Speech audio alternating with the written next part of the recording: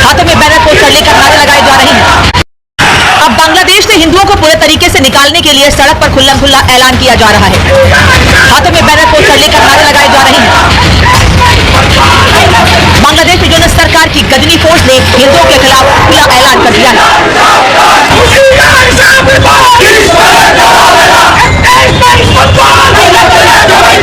अब बांग्लादेश में हिंदुओं के मंदिर के साथ साथ इस्कॉन मंदिर भी कट्टरपंथियों के टारगेट पर है। खुलेआम हिंदुओं के कत्ल करने के नारे लगाए जा रहे हैं।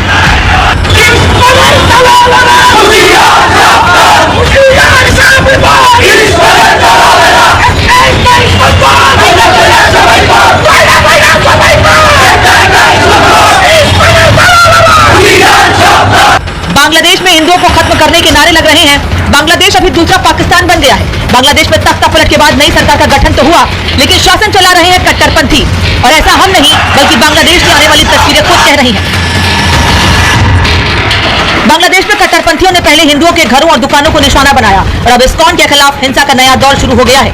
सबसे बड़ी बात यह है कि हिंसक कट्टरपंथियों को वहां की सेना और पुलिस का भी साथ मिल रहा है। कठपुतली सरकार, मुखौटा सलाहकार, सेना पुलिस का समर्थन, कब्र में दफन हो चुका लोकतंत्र और देश की तकदीर पर कट्टरपंथ हावी होता दिख रहा है। पाकिस्तान से अलग होकर बने बांग्लादेश में आज कट्टरपंथियों का बोलबाला है। हिंदुओं के खिलाफ नफरत का यह सैलाब पाकिस्तान से मुकाबला कर रहा है और ये सब हुआ है बीते 3 महीनों में। 5 अगस्त से लेकर अब तक बांग्लादेश में केवल तारीख बदल रही है, लेकिन हिंदुओं के खिलाफ हिंसा, बर्बरता और अत्याचार का आलम वैसे का वैसा है। और अब एक कट्टरपंथी को बांग्लादेश में इस्कॉन टेम्पल शूल की तरह चुभ रहा है। इसलिए बांग्लादेश में इस्कॉन टेम्पल के खिलाफ प्रदर्शन हो रहे हैं। रैलियों में इस्कॉन भक्तों को पकड़ने की मांग की जा रही है और हद तो तब हो गई जब उनके कत्ल करने के नारे तक लग गए।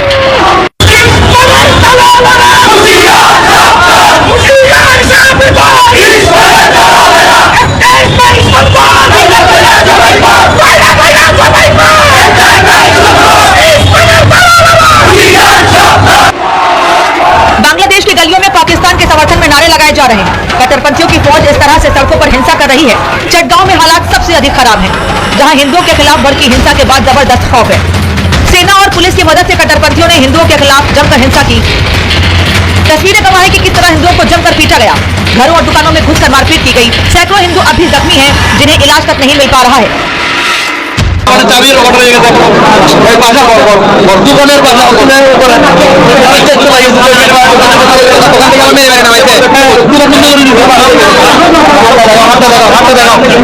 हर बांग्लादेशी हिंदू की तकरीबन यही कहानी है। हिंदू और इस्कॉन के खिलाफ नफरती कट्टरपंथी तेजी से एकजुट हो रहे हैं। गली गली में इस्कॉन मंदिरों को जलाने के लिए नारे लगना अब रोज की कहानी है। इस्कॉन के फॉलोअर्स को धमकाना हर कट्टरपंथी का पहला टारगेट हो गया है। और एक और महत्वपूर्ण खबर आपको बता देते हैं आज की। दरअसल महाराष्ट्र चुनाव को लेकर भारतीय जनता पार्टी ने अब पिटारा खोल दिया है जनता के लिए। यही वजह है कि आज संकल्प पत्र जारी करते हुए हर वर्ग का ध्यान रखा गया है। किसानों, महिलाओं सभी के लिए ध्यान रखते हुए कई योजनाओं का ऐलान भी किया गया है। लेकिन सबसे महत्वपूर्ण बात वही लाड़की बहन योजना, जिस पर भारतीय जनता पार्टी ने सबसे ज्यादा फोकस किया है, उसको लेकर खास ऐलान भी किए गए हैं। और इस दौरान गृह मंत्री अमित शाह ने उद्धव ठाकरे से लेकर शरद पवार को भी आड़े हाथों लिया।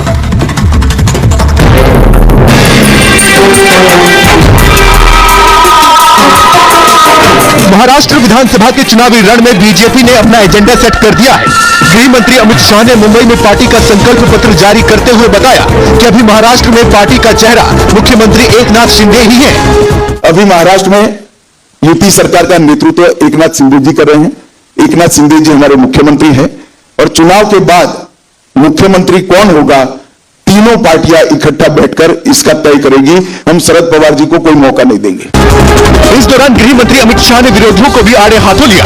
उद्धव ठाकरे से लेकर शरद पवार पर जमकर बरसे और कहा कि झूठ लंबे समय तक नहीं टिकता, इसलिए सरकार 2022 में गिर गई। मैं आज इस मंच से उद्धव ठाकरे जी को पूछना चाहता हूं, क्या वो कांग्रेस के नेता राहुल गांधी को इतनी विनती कर सकते हैं कि वीर सावरकर के लिए 2 अच्छे शब्द बोल दे? क्या कांग्रेस का कोई नेता सम्मान्य बाला साहब ठाकरे के सम्मान में 2 वाक्य अच्छे बोल सकता है क्या?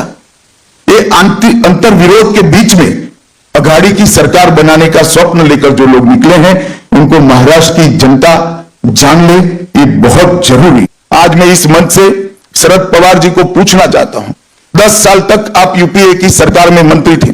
2004 से 14 महाराष्ट्र के विकास के लिए क्या किया, वो महाराष्ट्र की जनता को आपको बताना चाहिए। 10 साल में यूपीए की सरकार ने एक प्रकार से अघाड़ी की सरकार ने महाराष्ट्र को सिर्फ 1,91,384 करोड़ रुपए और नरेंद्र मोदी सरकार ने 14 से 24 तक 10,15,890 करोड़ रुपया दिया। मैनिफेस्टो लॉन्चिंग के दौरान अमित शाह ने राहुल गांधी पर भी निशाना साधा और कहा कि राहुल गांधी जिस संविधान को लेकर चलते हैं वो खाली पन्ने हैं, उसके अंदर एक भी शब्द नहीं लिखे। कि जिस संविधान की प्रति को लेकर राहुल जी संसद में संसद सदस्य की शपथ लिए, जिस संविधान को लहराकर बाबा साहब आंबेडकर के संकल्पों की याद दिलाई, जब किसी प्रेस के मित्र ने वो संविधान की प्रति को खोलकर देखा तो पूरा कोरा था, एक अक्षर भी नहीं लिखा। इससे बड़ा अपमान भारत के संविधान का भारत की 76 साल की आजादी में कभी नहीं हुआ। न केवल ये भारत के संविधान की अपमान है, भारत की संविधान सभा और बाबा साहेब आंबेडकर का भी अपमान करने का काम एक कांग्रेस पार्टी ने किया है। बता दें कि महाराष्ट्र की 288 विधानसभा सीटों के लिए 20 नवंबर को वोट डाले जाएंगे और नतीजे 23 नवंबर को घोषित किए जाएंगे। ऐसे में देखने वाली बात यह है कि महाराष्ट्र की जनता अब किस पर अपना मुहर लगाती है। Bureau report, Republic Bharat. और अब बात करते हैं ओवैसी बंधुओं की। महाराष्ट्र में चुनाव है, लेकिन दोनों ओवैसी भाई रुक रुक कर मुसलमानों को भड़काने का प्रयास कर रहे हैं। छोटे ओवैसी बंदरनट पुलिस हटाने की बात कहते हैं, तो वही बड़े ओवैसी 12 साल बाद 2012 में दिए गए बयान को लेकर हिंदुओं को भड़काने की कोशिश कर रहे हैं। कैसे इस रिपोर्ट में देखिए।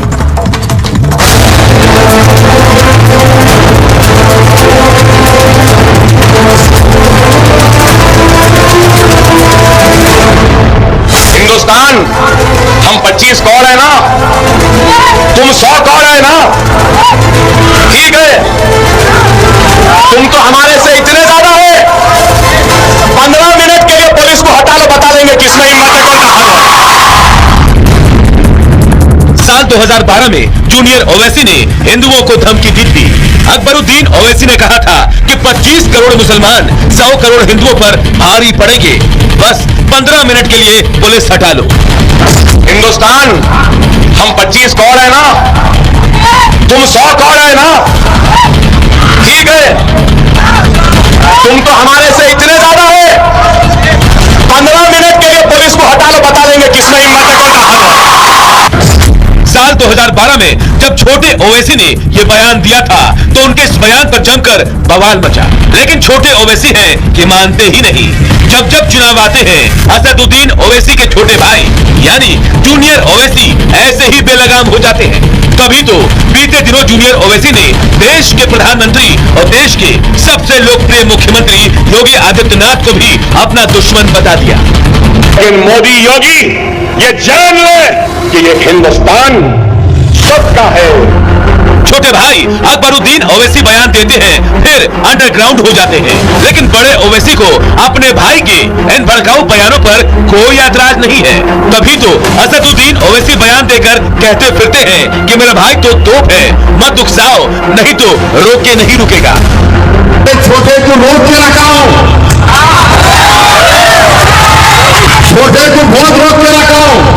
अगर जिस दिन में छोटे को बोला कि मियां मगर आराम कर तो तुम संभाल लो, उसको तुम संभालो। छोटे छोटे तुमको मालूम नहीं क्या है छोटा, क्या है नहीं मालूम, तुमको तोप है वो। अरे ओवैसी साहब, आप तो बैरिस्टर हैं, कानून के अच्छे जानकार हैं और आप अच्छे से जानते हैं कि देश कानून से चलता है। फिर क्यों आप बार बार 15 मिनट वाले अपने भाई के बयान का जिक्र करके बीजेपी और हिंदुओं को उकसा रहे हैं? तुम जो वायरस पैदा करना चाहते हो ना 15 तारीख से, उसका इंजेक्शन मैं अभी से देके जा रहा हूं यहाँ पे। ऐसा नहीं है कि ओवैसी बंधु 100 करोड़ हिंदुओं को ललकारे और कोई जवाब देने ना आए। असदुद्दीन ओवैसी ने 15 मिनट वाले बयान का जिक्र करके छेड़ा तो भड़काऊ भाईजान के भड़काऊ जुबान की लगाम खींचने के लिए बीजेपी आगे आ गई। सुन लो ओवैसी, छत्रपति संभाजी नगर, किसी का बाप भी पैदा हुआ और ये नाम नहीं बदल सकता। महाराष्ट्र में जैसे जैसे चुनाव की तारीख नजदीक आ रही है, जुबानी जंग भी छिड़ती जा रही है, लेकिन ओवैसी बंधु जिस तरह से मुसलमानों को हिंदुओं के खिलाफ भड़काने में लगे हैं, उसे डर्टी पॉलिटिक्स में भी जायज नहीं ठहराया जा सकता।